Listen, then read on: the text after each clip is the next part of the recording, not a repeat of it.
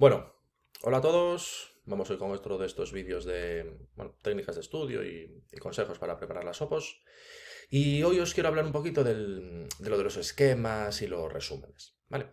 Lo de siempre, esta es mi forma de proceder, no tiene por qué ser la mejor ni la que le funciona a todo el mundo. Pero yo, sobre la elaboración de esquemas, sí que me he ido dando cuenta de que hay déficits importantes. ¿Por qué? Porque hay una tendencia a confundir esquema con resumen. ¿Vale? ¿Qué os quiero decir? Los esquemas, aunque os pueda parecer una tontería y una obviedad, los esquemas tienen que ser esquemáticos. O sea, si tú en un esquema, básicamente, trasladas toda la información que tenemos en la ley, no es un esquema. Y no te está facilitando en absoluto el estudio eso. O sea, bueno, puede ser que repetir algo pues te ayuda a memorizarlo. Pero no estás elaborando un documento que luego te facilite el estudio. El esquema tiene que ser esquemático. ¿A qué me refiero?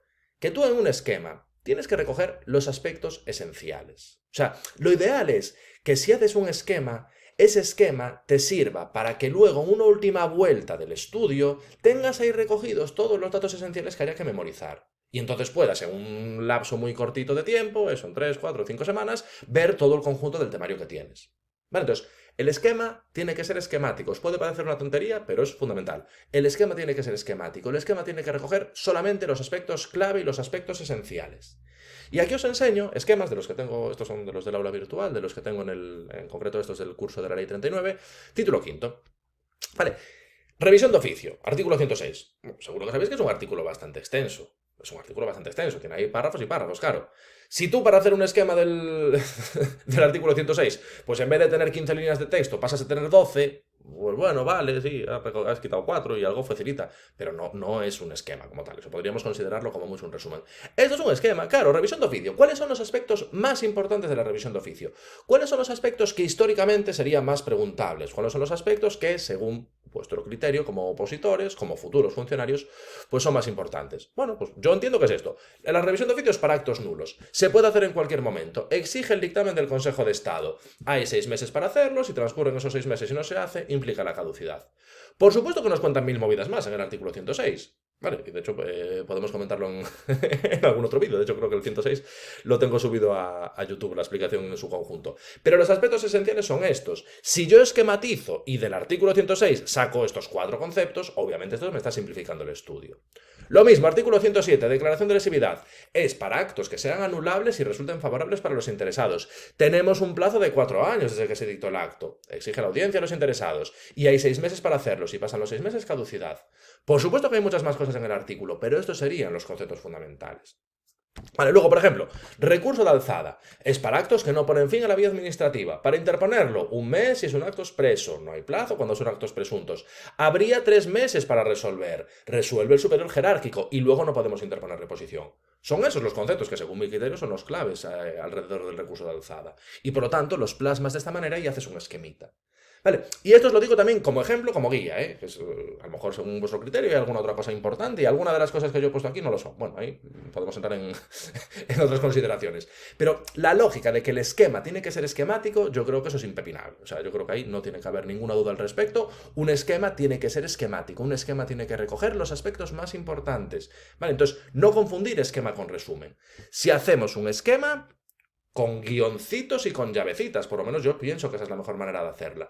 Pones lo que sea, el concepto que quieres tratar, haces una llave y pones los 4, 5, 6 conceptos que sean más importantes alrededor de ese concepto.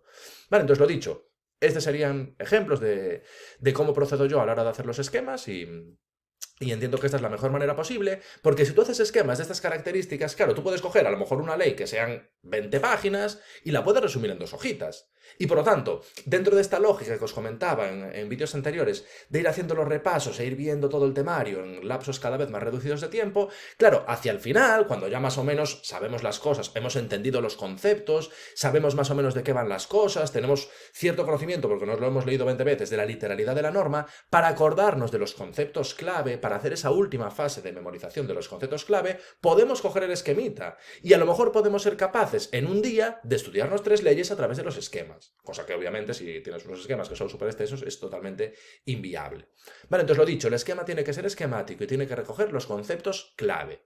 Estos serían ejemplos de algunos esquemas hechos por mí, de ciertos artículos, y yo pienso que os pueden valer un poco como referencia. Y esto lo enlazamos con el tema del subrayado. Vale, tema del subrayado. Yo siempre subrayo, y además esto os habréis fijado, los que bueno, me seguís y tal, y ves un poquito cómo planteo yo el tema docente, que yo elaboro estos documentos siempre para dar las clases, y yo creo que, bueno, son de bastante ayuda, que efectivamente subrayo, pongo las cosas más importantes, las destaco en negrita. Pero ¿qué pasa? Que con el tema del subrayado, claro, sobre todo para los que utilizáis papel, imagino que seréis la mayoría, el subrayado en formato papel hay una cierta tendencia a sobrecolorear. O sea, aquí hay un exceso de colores. Yo sí que puedo entender que haya... Yo era subrayado único, ya veis. De hecho, yo hago así y esto lo utilizo para mí si tengo que estudiar algo, que ahora por suerte pues no, no tengo que hacer exámenes, pues ya tengo todos hechos. Pero bueno, si tuviera que hacer algún examen en algún momento, yo utilizaría esos documentos tal cual así. O sea, un único subrayado. Lo que es importante lo pongo en negrita. O si estoy haciendo con papel, pues lo que es importante lo subrayo con un subrayador amarillo, rosa o verde, del color que sea. Yo soy de utilizar un único color. Puedo entender que a lo mejor utilices un código doble de colores, ¿no? Dices, bueno, pues aquí lo importante y los plazos en otro color. Bueno, vale. Pero eso de poner 7, 8 colores diferentes, que me consta que hay gente que lo hace, yo pienso que es contraproducente. ¿Vale? Porque al final aturulla, o sea, ya te aturulla la cabeza ver tantísimo color, y al final te puedes acabar haciendo unos cristos en la cabeza importantes. Entonces yo creo que hay en ocasiones esa tendencia a sobrecolorear y pienso que es algo que debemos evitar. ¿Vale? Que debemos evitar. Mi forma concreta de proceder es con un único color, o bien en negrita si es con el ordenador, o bien con un subrayador de un único color si lo estoy haciendo en formato papel. Bueno, puedo entender que un código de 2 colores, bueno, vale, lo podría pasar, yo no lo hago, pero ya más me parece un exceso total y absoluto. Vale, entonces yo creo que hay que evitar el sobrecolorear, pero que sí que está muy bien el hacer el subrayado. Vale, de hecho os digo, yo considero que lo ideal es primero leerte la norma o el tema que te tengas que estudiar para ver de qué va. Te lo lees con atención, con tranquilidad, para ver un poquito de qué va. Y luego, en una segunda lectura, creo que lo ideal es ir subrayando. Vale, creo que lo ideal es ir subrayando. Una vez te lo lees primero sin subrayar ni nada para entender y para ver de qué va, joder, a ver qué carajo te van a contar allí, pero que luego en una segunda lectura lo ideal sería ir subrayando. Y yo pienso que lo ideal es ir subrayando pues con este formato. Subrayas las cosas más importantes en un único color. Vale, lo dicho, podemos aceptar un código de 2 colores como mucho, pero más me parece siempre excesivo. Y que luego, por ejemplo, a lo mejor en una segunda vuelta del temario, claro, a lo mejor si hemos hecho una buena labor de subrayado, está claro que a la hora de subrayar hay que hacerlo con atención. Claro, no vale subrayar así a la buena de Dios, ni tampoco vale subrayarlo todo, porque si al final lo subrayo todo, no me vale de nada el haber subrayado. Entonces, tienes que ir fijándote en las cosas que son más importantes, los conceptos que son clave, y los vas subrayando. Vale, obviamente si subrayas todo, al final es un absurdo. Entonces, lo dicho, vas haciendo ese subrayado y a lo mejor en una segunda vuelta ya no te vas leyendo toda la ley en su conjunto, sino que vas fijándote en lo que has subrayado. ¿Vale? Entonces te vas fijando en lo que has subrayado y eso te permite avanzar mucho más rápido. ¿Vale? Pero lo dicho, hacemos subrayado, que yo creo que sí que es súper importante. La primera vez que te lees la ley, te la lees normal para ver de qué va el tema. Y luego en una segunda lectura ya vamos haciendo ese subrayado para destacar los conceptos que son más importantes. Y luego en futuras vueltas que vayamos dando al temario, ya nos vamos ciñendo a los conceptos que tenemos subrayados, que son al final los que, según nuestro criterio, son los más importantes y los más preguntables. Vale, pero lo dicho, aquí quizá el consejo más importante, el no sobrecolorear y el no sobresubrayar. Porque al final, si metes demasiados colores, es un lío de carallo y ahí te acaba turullando y entiendo que acaba siendo contraproducente. Y lo mismo, al final, si subrayas todo, pues de nada sirve subrayar. Lo único que has hecho es colorear, como hace mi niña pequeña en los deberes que trae del cole, que son colorear. Y no se trata de colorear la ley. Se trata de destacar, para que luego de forma visual no sea más fácil detectar los conceptos importantes. ¿Vale? Entonces no metáis muchos colores y no subrayéis todo, porque al final estáis desvirtuando el espíritu del subrayar. Vale, eso por la parte de subrayar y estas historias. Y luego por los esquemas, lo que os decía. Los esquemas tienen que ser esquemáticos, tienen que ceñirse a los conceptos más importantes, porque si no, no nos son de ayuda. Si tú en un esquema pones toda la ley, eso luego no te simplifica a la hora de hacer un estudio posterior. Entonces en el esquema recogemos los conceptos que son más esquemáticos, o sea, más importantes, perdón. El esquema tiene que ser esquemático. Vale, y estos dos mis consejillos sobre cómo elaborar estos esquemas, este proceso de subrayado, que yo creo que es importante para todo opositor.